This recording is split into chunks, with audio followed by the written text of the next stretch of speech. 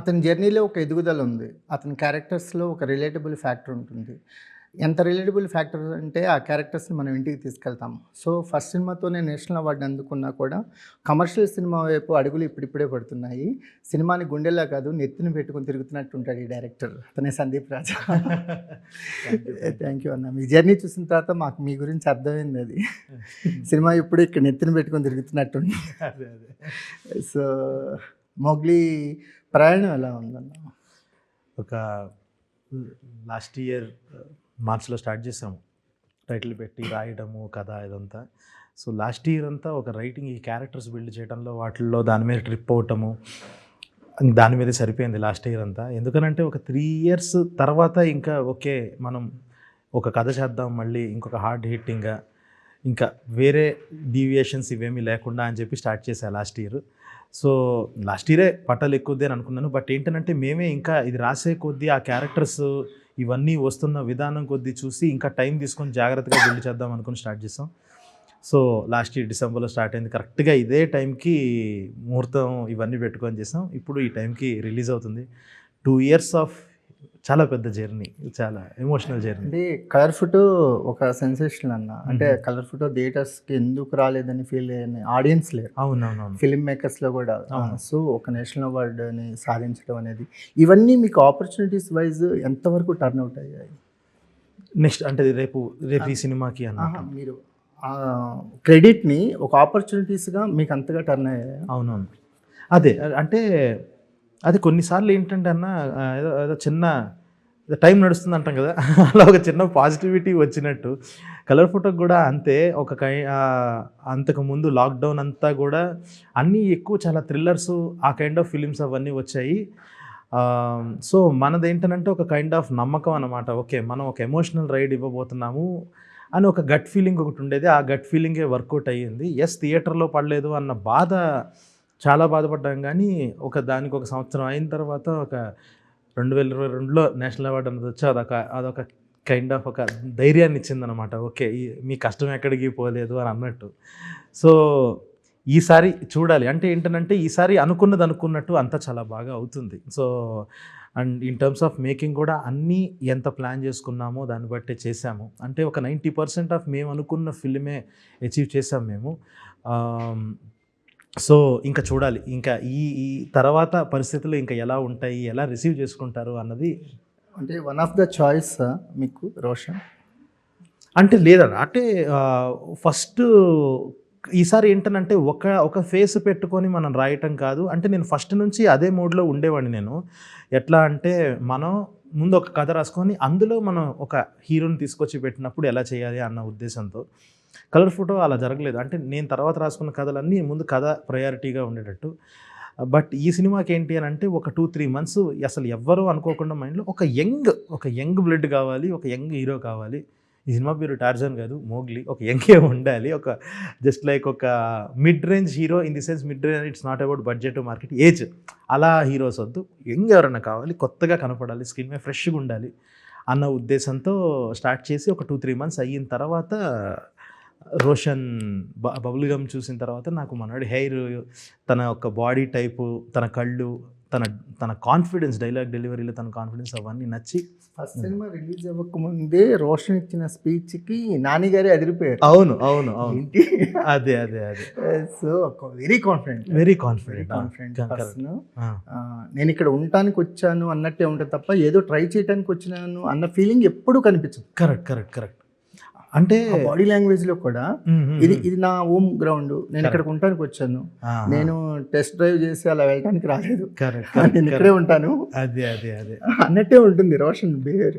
అదే అంటే అది ఎట్లా అంటే నేను తనలో అబ్జర్వ్ చేసింది ఏంటంటే, ఇప్పుడు జస్ట్ లైక్ ఇప్పుడు ఇది ఒక ఆఫీసు, ఈ ఆఫీస్కి మీరు వచ్చినప్పుడు ఫస్ట్ ఒక 1 day 2 days ఒక ఇబ్బందిగా ఎక్కడ ఏముంది అని కొంచెం అలా చూస్తూ వెళ్తాం. మనోడు చిన్నప్పటి నుంచి ఇక్కడే తిరిగినట్టు ఇండస్ట్రీలో ఆ సినిమా సెట్లలో వాటిల్లో తిరిగి ఉన్నాడు కదా. తనకి అదొక అలవాటు అయిపోయిన ప్లేస్ జనాల దృష్టిలో ఓకే ఇప్పుడు ఏదో బబుల్ గమ్తో డెబ్యూ చేశాడు, ఇదేంటి స్టార్టింగ్లోనే ఇంత కాన్ఫిడెంట్గా మాట్లాడేస్తున్నాను, కానీ తనకి చిన్నప్పటి నుంచి ఇంకా అక్కడే తిరగటం వల్ల పెరగటం వల్ల మైక్ పట్టుకున్నా కూడా ఆ జీన్స్ వల్ల ఇంకా బ్లడ్లో ఉంది కాబట్టి ఇంకా మాట్లాడడానికి కూడా ఎక్కడ జంగడం లేకుండా అలా వచ్చేసింది. విలన్స్ క్యారెక్టర్ని డిజైన్ చేయడంలో రాజమౌళి గారి ఇన్స్పిరేషన్ మీకు మోస్ట్ చాలా టఫ్గా పవర్ఫుల్గా ఉంటారు. అంటే మేము చూసిన 2-3 సినిమాల్లో కూడా అవునవునవును, వాడిని ఎలా కొడతాడు, వీడిని వాడు ఎలా బీట్ చేస్తాడన్న ఇంట్రెస్ట్ ఎక్కడ డ్రాప్ అవుతుంది. అవునవునవును నిజం. అది కాన్షియస్గా తీసుకున్న డెసిషన్ లాగా నాకు ఒక 20 ఏళ్ళప్పటి నుంచి, అంటే ఒక 2013 నుంచి నాకు తెలిసినప్పటి నుంచి నాకు విలన్ అవ్వాలని కోరిక. నాకు ఫస్ట్ నుంచి విలన్ క్యారెక్టర్స్ మీద ఫ్యాసినేషన్ చాలా ఎక్కువ. సో అందుకే అది ఉంది. ఇంకా ఎప్పుడైతే అప్పుడు సునీల్ అన్న గురించి కూడా చాలా వర్క్ చేశాము విలన్ క్యారెక్టర్ మీద, అది చాలా మజా ఇచ్చింది.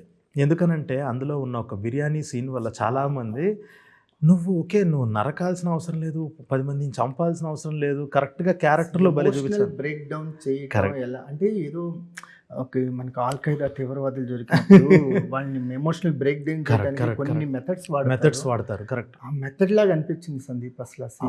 నాకు సునీల్ గారి మీద ఉన్న పర్సెప్షన్, అప్పటి వరకు సునీల్ గారిని చూసిన విధానం మార్చేసావు. అవునవును, అంటే అదే అన్న సైకలాజికల్గా కొట్టాలి అన్నదే నా విలన్ క్యారెక్టర్స్ అన్నీ అలాగే ఉండాలి అని. ఈసారి కూడా అంతే ఉంటుంది. ఈసారి అంటే ఏంటనంటే ఫస్ట్ ఒకళ్ళని చంపకుండా వాళ్ళ ఇంట్రోలో ఒకళ్ళని చంపి అలా కాకుండా సైకలాజికల్గా జనాలకి అబ్బా అని అనిపించేలాగా పెయిన్ ఇస్తే ముందు people will start hating him.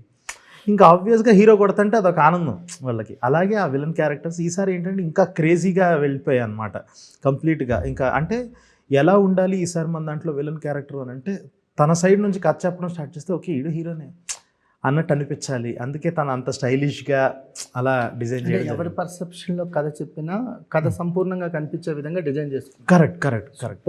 అంటే 360 degrees రైటింగ్ అంటారు. 360 degrees perfect, correct. So why Bandi Saroj? First చాలా చాలా చాలా చాలా వెతికాం, చాలా ఆప్షన్స్ వెతికాం, కానీ ఏదేదో ఊహించేసుకుంటాం. ఇప్పుడు మనం ఫస్ట్ రాసేటప్పుడు మన మీద ఏదో కైండ్ ఆఫ్ గాల్లో మెడలు కట్టేస్తాం. నాకు లేదన్న, అంటే ఒక 5 years తర్వాత ఇంత వస్తున్నప్పుడు నాకు అలాంటి అంత 2 పడవల మీద కాళ్ళు పెట్టి వెళ్ళాలని అయితే అనుకోలేదు. ఒక డిపార్ట్మెంట్ మొత్తం స్ట్రాంగ్గా ఉండి చూసుకుందాం. ఎందుకనంటే ఇప్పుడు నేను యాజ్ అన్ యాక్టర్ అది చేస్తున్నప్పుడు, ఇప్పుడు లాస్ట్ టైం భైరవన్లో ఉన్నప్పుడు, ఇప్పుడు డాకులో ఏంటనంటే కంప్లీట్గా ఇంకా ట్యాన్ చేశారు. నా రంగుకి నన్ను ఇంకా ట్యాన్ చేసి నాకు ఇంకా కాపర్ ఇదంతా గడ్డం కలా పూసి అలా చేశారు. భైరవన్లో నా బెస్ట్ లుక్స్లో కనిపించాలన్నారు. నేను చాలా కేర్ తీసుకున్నా. అరే మనం ఇన్ని రోజులు కళ్ళగన్నావు, 10 ఏళ్ళ నుంచి కళ మనకి ఒక యాక్టర్గా విలన్గా కనపడాలి అని చెప్పి చాలా కేర్ తీసుకొని డైట్లో మెయింటైన్ చేసి చాలా ఫ్రెష్గా ఉంటుంది స్క్రీన్ మీద. నాకు ఇందులో ఇంకా చేస్తున్నప్పుడు ఆ క్యారెక్టర్ చాలా ఫ్రెష్గా కనపడాల్సిన క్యారెక్టర్. నేను ఇంకా ఫిట్నెస్ మీద కాన్సన్ట్రేట్ చేయాలా, రైటింగ్ మీద కాన్సన్ట్రేట్ చేయాలని నాకు ఇది మెయిన్. సో అందుకే నేను ఆ స్ట్రెస్ తీసుకోకూడదు అని చెప్పేసి ఇంకా తర్వాత చెప్తుంటే తనది సూర్యాస్తమయం అనే సినిమా ఒకటి చూసి ఇంత మించి ఇంకా క్రేజీ ఆప్షన్ ఇంకోటి ఉండదు అని. ఒక రేర్ క్వాలిటీ తెలుసా, అంటే అతన్ని జనాలు ఎందుకు ఇష్టపడ్డారో అలాంటి క్యారెక్టర్స్ రాయటం ఒకటి. మనం కొత్త పర్సెప్షన్లో ఒక ఆర్టిస్ట్ని చూసి ఇలా ఎందుకు ట్రై చేయకూడదనే పర్సెప్షన్ ఒకటి. అది కృష్ణవంశీ గారిలో చాలా ఎక్కువ ఉంటుంది. అవునవునవును, అంటే ప్రసాద్ గారితో ఆయన చేసిన నిన్నే పెళ్ళాడతాలో చలపతిరావు గారిని నాగార్జున గారి ఫాదర్ క్యారెక్టర్ చేయించడం అనేది అసలు ఇండస్ట్రీ మొత్తం షాక్. అంటే ఈయన విలన్ రోల్ చేసే అతను సాఫ్ట్ క్యారెక్టర్ అని, అలా ఆయన కామెడీ చేస్తారు, ఆయన అందులో అసలు చేస్తారు.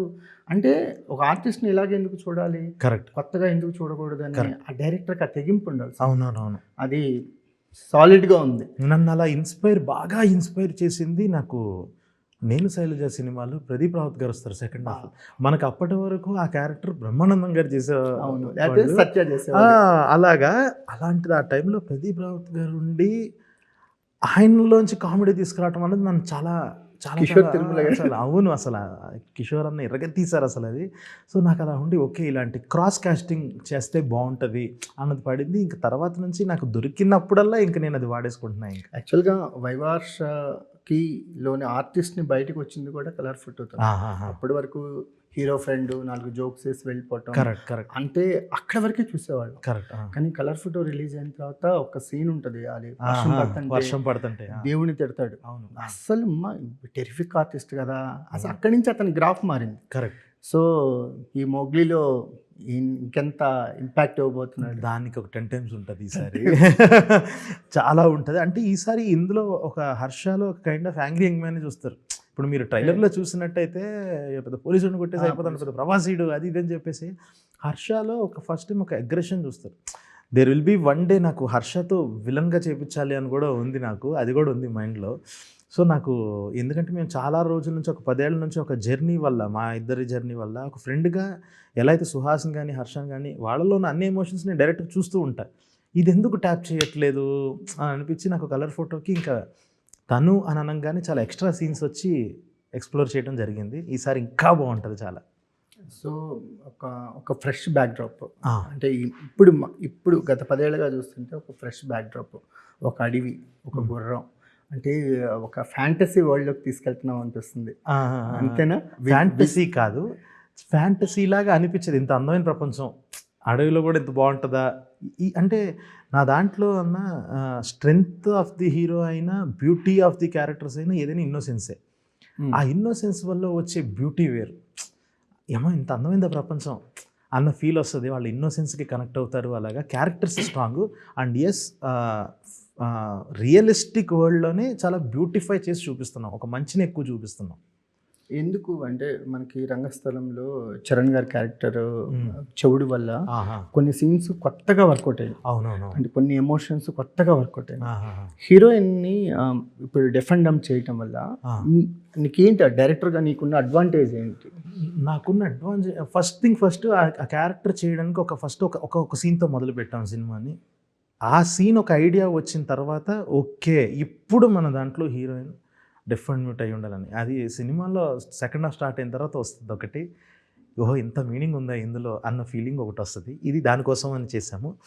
ఈజీ అయ్యింది ఏంటి అని అంటే మీరు అన్నట్టుగానే చాలా వరకు నాకు కూడా ఒక లవ్ సీన్స్ రాయడానికి ఒక ఫ్రెష్నెస్, అరే ఇప్పుడు దీని మీద ఆడటం కదా మజా, ఒక రైటర్గా నాకు అది ఒక kind of biggest exercise. So అమ్మాయి మాట్లాడు వినపడదు, వీడెలా ఎక్స్ప్రెస్ అంటే ప్రేమకి మాటలక్కర్లేదు, చేతల్లో చూపిస్తే చాలు అన్నది చూపించడానికి సినిమాలో అంటే 1, 2, 3 సీన్లో తప్పన్నా మిగతా సినిమా అంతా కూడా తను కూడా డెఫెంట్ మ్యూట్ అని అనిపించదు. వాళ్ళిద్దరి మధ్య కళ్ళతో జరిగే కమ్యూనికేషన్ వల్ల దానివల్ల మనతో నార్మల్ సడన్గా గుర్తొస్తే తప్ప తను డెఫెంట్ మ్యూట్ అని అంత బ్యూటీగా. ఇప్పుడు ఆడి చిన్నప్పటి నుంచి జంతువులతో పెరిగినాడు, ఆడికి మాటలక్కర్లేదు ఆడికి చూపించడానికి. అలాంటిది ఒక అమ్మాయి వచ్చింది ఇప్పుడు ఆ రూపంలో, ఒక అందమైన అమ్మాయి, ఆడికి నచ్చిన అమ్మాయి తను అది అయ్యింది. సో లవ్ ఎంత బ్యూటిఫుల్గా ఉంటుంది. ఒక కథ రాసుకొని ఈ కథకి వీళ్ళు సెట్ అవుతారు అనిపిస్తే చాలు, కాస్టింగ్ లాక్ చేసేసి దిగటం అనేది వెరీ బ్యూటిఫుల్ థింగ్. మాకు తరుణ్ భాస్కర్, శేఖర్ కమల గారు మళ్ళీ మీలో కనిపిస్తుంది అది. అంటే బిఫోర్ కాంబినేషన్స్ ఏంటి, బిఫోర్ ఈ అమ్మాయి ఏం చేస్తుంది, ఈ హీరో ఏం చేశాడు, ఈ హీరోకి మార్కెట్ ఎంత, ఈ విలన్ పెట్టుకుంటే మనకి ఎంతవరకు వర్కౌట్ అయింది, హిందీ శాటిలైట్ అయిద్దా, ఏమీ లేకుండా అంటే కథకు కట్టుబడి కథ వరకే ఆలోచించి. నిజం చెప్పాలంటే మోగ్లీ ఈ పోస్టర్లో టీజీ విశ్వప్రసాద్ గారు మీకు తప్ప మిగిలిన వాళ్ళందరూ ఫ్రెషర్స్లోనే ఉన్నారు. అందరూ ఫ్రెషర్స్. కానీ రేర్ ఫీట్ సందీప్ అది. అంటే నువ్వెంత జెన్యున్గా కథల పట్ల ఉన్నావు, నువ్వెంత జెన్యున్గా మేకింగ్ పట్ల ఉన్నావు అనేది ఈ కాస్టింగ్తో అర్థం చేసుకోవచ్చు. అంతే. ఏమి ఒక కాంబినేషన్ ట్రై చేద్దాము, లేకపోతే ఒక ప్యాకేజ్ చేద్దాం ఈ కథని, అలా ఎప్పుడు అనిపించదా? అసలు అది అనిపించదు. అంటే నేను అస్సలు ప్యాకేజింగ్ అని నమ్మను. నా దృష్టిలో ప్యాకేజింగ్ ఏంటంటే ఒక ఫ్రెష్ కాస్టింగ్ని తీసుకొస్తే అంతకు మించిన ప్యాకేజింగ్ ఉండదేమో అని చెప్పి నేనేది కమర్షియల్ ప్యాకేజ్ నేను అదే అంటుంది. ఇప్పుడు నాకు కూడా కొన్నిసార్లు నాకు కొంతమంది ఏదన్నా అన్నా నేను ఒక స్క్రిప్ట్ అనుకుంటున్నాను, ఒకసారి పిచ్ డెక్ చూడని చెప్పి పిచ్ డెక్ పంపిస్తారు చాలామంది కొత్త వాళ్ళు. అందులో ప్యాడింగ్ ఆర్టిస్టులని పెడతారు. ప్యాడింగ్ ఆర్టిస్టులు అనేది చెప్తే ఎవరికి ప్యాడింగ్ చాలా చాలా అది ఉంటుంది. ఏంటి మీ దృష్టిలో ప్యాడింగ్ ఆర్టిస్ట్? మేము ప్రెస్ మీట్లకి అటెండ్ అయ్యేటప్పుడు, ఇప్పుడు కాదు ఒక 5 years బ్యాక్, ఈ సినిమాలో ఎంటర్టైన్మెంట్ ఉందా అంటే బ్రహ్మానందం గారు ఉన్నారండి అన్నారు. అవును, బ్రహ్మానందం గారు ఎంటర్టైన్ చేస్తారు, కానీ బ్రహ్మానందం గారికి నువ్వేం రాసావు అనేది ఇంపార్టెంట్ కదా. అంటే బ్రహ్మానందం గారిని అడ్డు పెట్టుకొని ఆ సీన్ బతికేద్దాం అనుకోవటం కరెక్ట్ కాదు కదా. కరెక్ట్. అంటే నీ అంటే నీ జర్నీ చిన్నదే కానీ నీ తీరు చూస్తే నువ్వెప్పుడు ఒక క్యారెక్టర్ కూడా అలా రాయవనిపిస్తుంది. అవునవును. అంటే ఈ సీను ఇతను పెట్టుకుంటే పాస్ అయిపోద్ది, ఇతను పెట్టుకొని అడ్డు పెట్టుకొని మనం ఈ సీన్ బతికిచ్చేద్దాం అనే ఆలోచన నీకు వచ్చినట్టు ఎప్పుడు అనిపించలేదు? అసలు లేదు, అసలు రాదు, ఫ్యూచర్లో కూడా రాదు. గ్రేట్ థింగ్స్ అండి థ్యాంక్ యూ. అబ్జర్వ్ చేసినంత వరకు. అంటే ఒక ఆర్టిస్ట్కి ఉండే ఇమేజ్తో ఈ సీన్ని పండించేద్దాం. మనం రాతలో లోటుపాట్లు ఉన్నా, తీతలో లోటుపాట్లు ఉన్నా అతను చూసుకుంటాడనే ఒక థాట్ ఉంటుంది కదా, అది చాలా దారుణం అనిపిస్తుంది. వాళ్ళ ఇమేజ్ని మిస్యూజ్ చేయటమే అనిపిస్తుంది. కరెక్ట్. కానీ నీ రైటింగ్లో కానీ, అంటే నీ సినిమాలు ఎయిర్ చూసినా, నాకు నా ముఖ చిత్రం చూసినా, అంటే ఫస్ట్ సినిమా నీ షార్ట్స్ కూడా చూసాం. నువ్వు కమర్షియల్ సినిమాల మీద మీరు వేసిన సెటర్స్ ఇప్పటికీ సో అక్కడి నుంచి ఇప్పటి వరకు చూస్తే ఎక్కడ నువ్వు ఈ సినిమా ఇండస్ట్రీలో ఉన్న కమర్షియల్ ఆస్పెక్ట్స్లోకి ఎంటర్ అవ్వలేను. అది చాలా గొప్ప విషయం.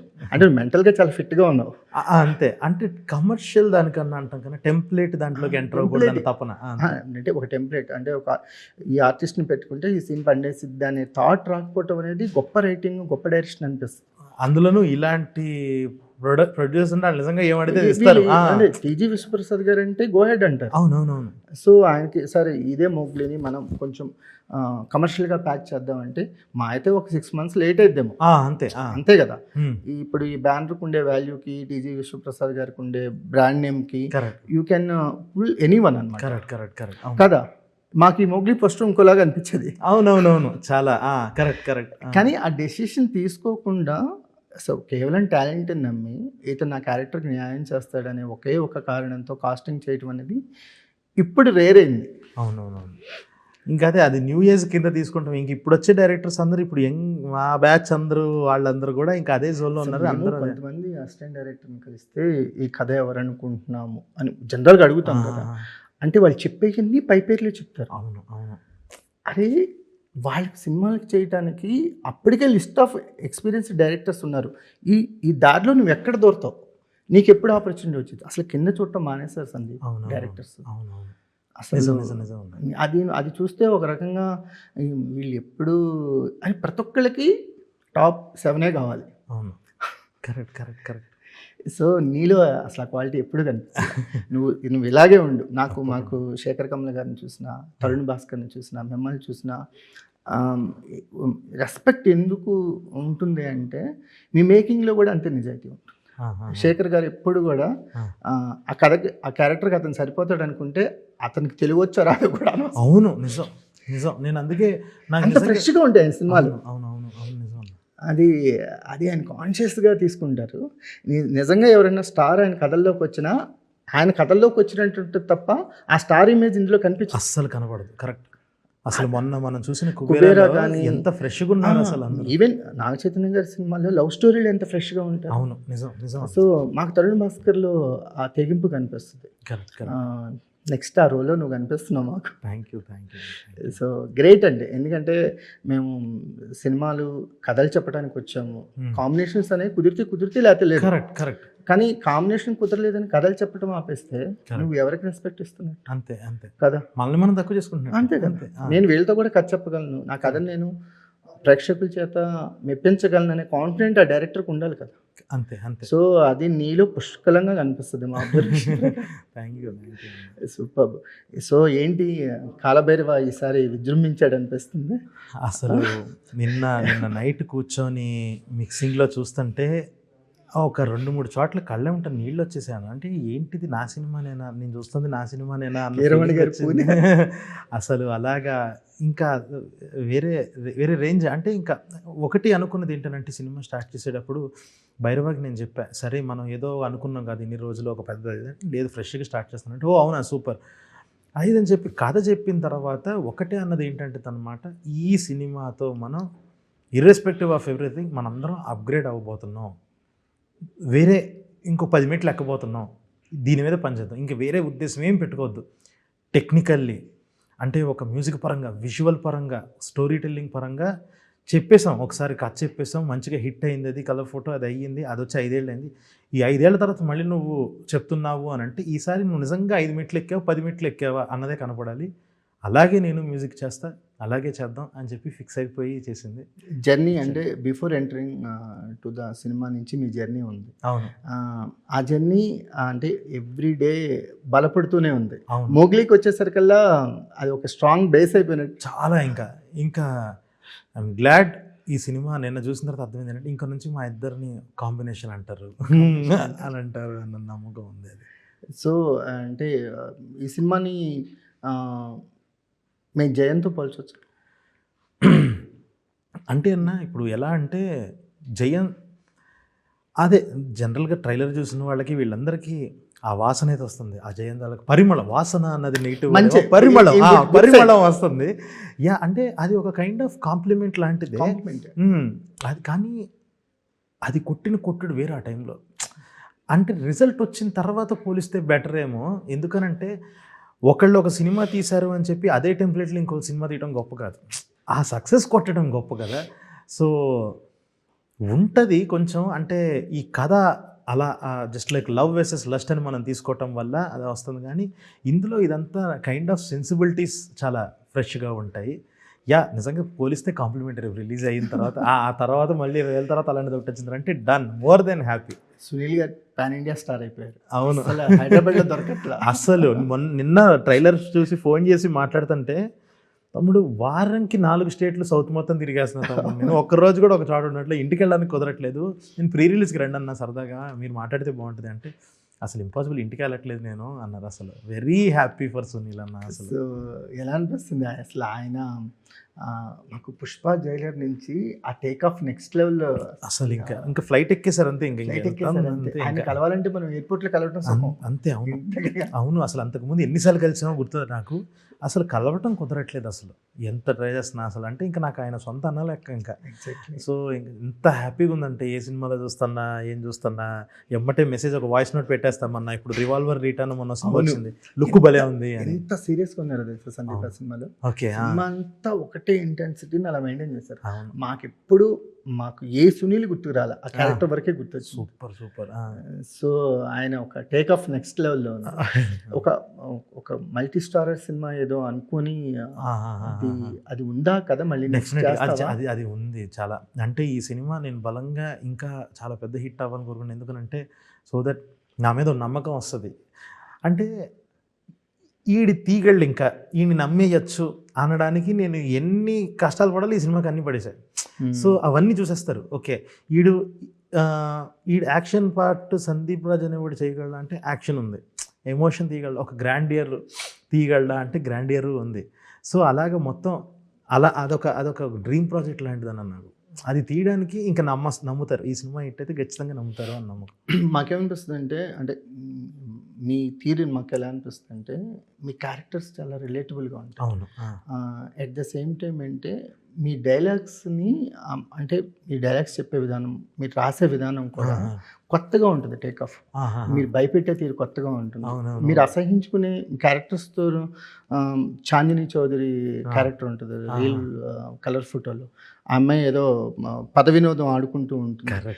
అంటే ఒక మనిషిని నెగ్లెక్ట్ చేయటానికి పర్ఫెక్ట్ పారామీటర్ అనమాట. కరెక్ట్. అంటే నాకేం సంబంధం లేదు, పోయాడు నాకేంటి అన్నట్టు కూర్చుంటుంది.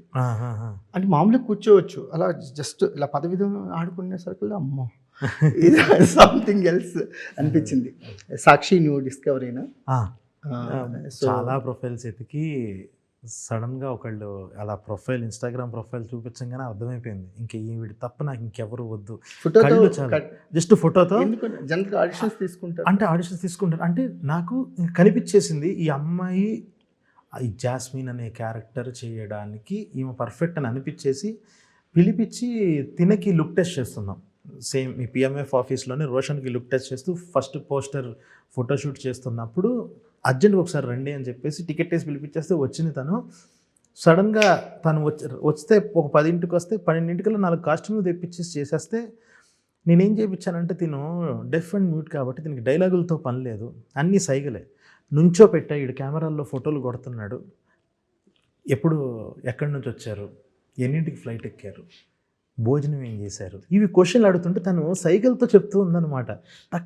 టక్ ఫోటోలు పెడుతుంటే ఆ ఫొటోస్ అన్నీ చూసి దొరికేసింది. అసలు కళ్ళు ఏంటి ఆడేసుకుంటుంది ఈ అమ్మాయి. ఇంతకుముందు ఎంత ఎక్సైజ్ జరిగింది సాక్షి చూడటానికి ముందు? అవునా, 100 ప్రొఫైల్లు చూశాను. అసలు కొంతమంది అయితే చాలా సిల్లీగా అనిపించింది, ఏంటి ఈ మైండ్ సెట్తో ఉన్నారా అని చెప్పి. ఒక 2-3 అడిగితే లేదు మేము డైలాగులు లేని రోల్స్ చేయము అని అన్నారు. అది ఓకే, అయితే మీలో ఏదో ప్రాబ్లం ఉంది అన్న ఫీలింగ్ వచ్చింది. బట్ ఈ అమ్మాయి మాత్రం ఇంకా అసలు చూడగానే, అంటే ఒకటి చెప్పాలి ఈ అమ్మాయి గురించి అన్న, ఈ సినిమా మొత్తంలో ఈ ఒక్క అమ్మాయిని నాకు డైరెక్ట్ చేసిన ఫీలింగ్ లేదు. ఎందుకంటే 2 టేక్ వెళ్ళా ఈ అమ్మాయి. ఆమెకి అర్థమైపోతుంది, అంటే తన అంటే 19 to 20 years తనకి అర్థమైపోతుంది క్లియర్గా, ఏం చెప్పినా కూడా గ్రాస్ప్ చేసేస్తుంది.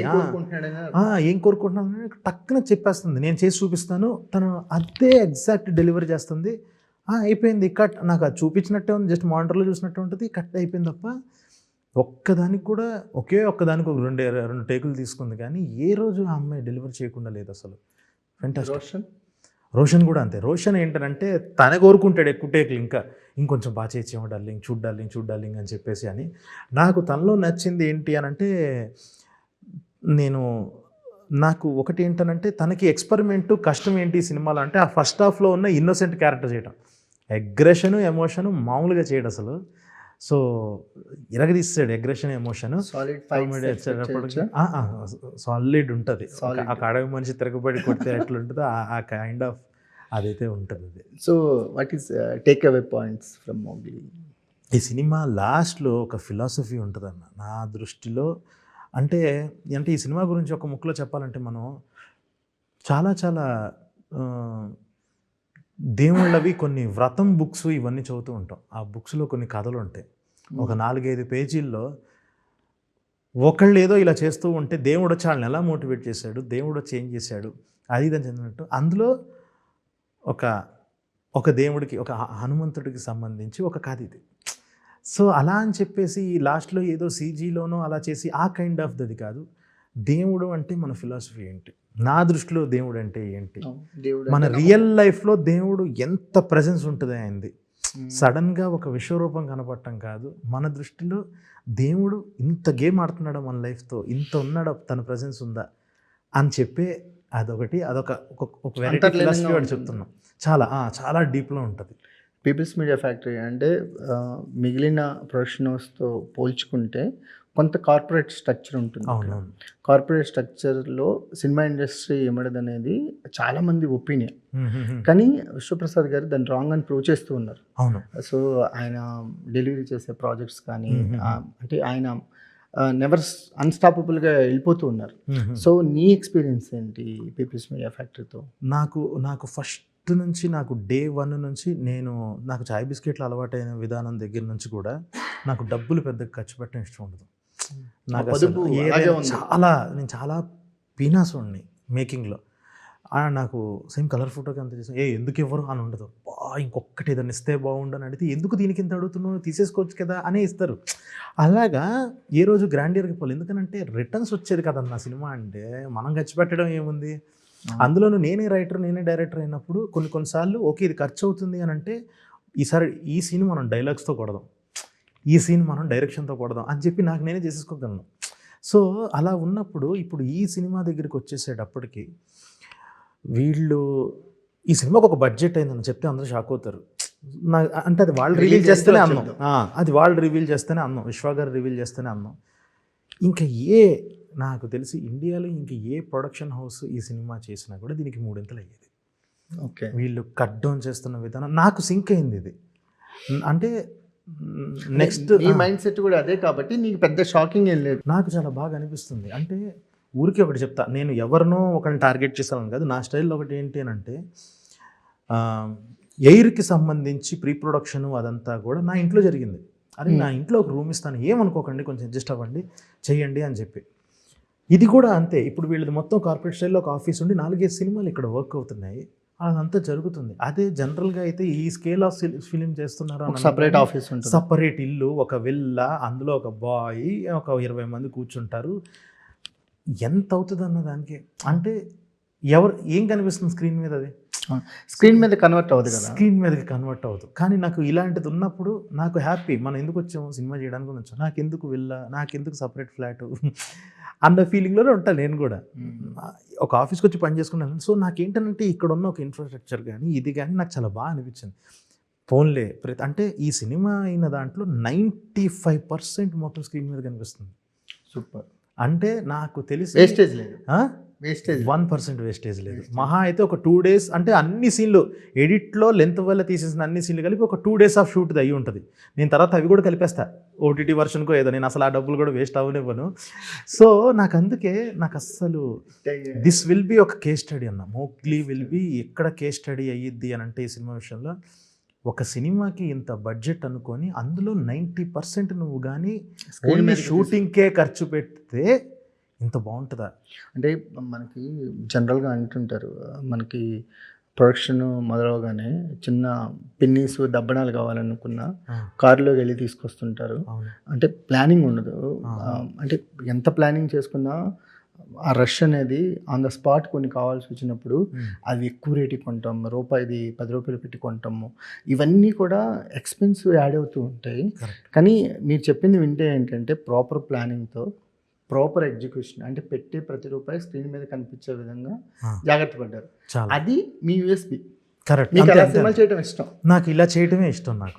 నాకు నిజంగా ఇంతకుముందు నాకు అది రిటర్న్స్ చూడటం నాకు కుదరలేదు కాబట్టి, అంటే అదే ఇప్పుడు ఆ ఓటీటీలో వెళ్ళింది కూడా చాలా మంచి ప్రైజ్ వచ్చింది. ఈసారి నేను ఆ రిటర్న్స్ చూద్దాం అనుకుంటున్నాను. I should be that kind of exactly. నాకు నేను ఇంత పెడితే ఇంత రావటం అన్నది నేను చూస్తాను తప్ప, ఇంత ఖర్చు పెడితే నేను ఎందుకు డైరెక్టర్ అవుతా, ఇంత ఖర్చు పెట్టినంత మాత్రం నేను పెద్ద డైరెక్టర్ అయిపోగా.